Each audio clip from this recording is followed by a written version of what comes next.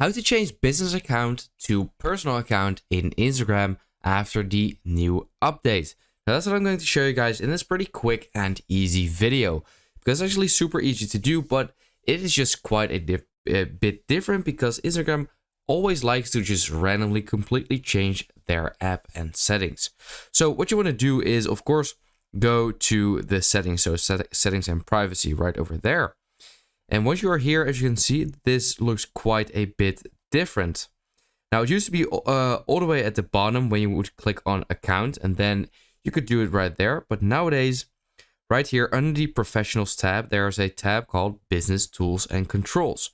And that is where you actually want to click on. So click on there. And then right over here, you can see switch account type. So that's where you want to click on, and then this will pop up, and here you can switch back to personal or creator. But yeah, you clicked on this video because you wanted to switch back to personal.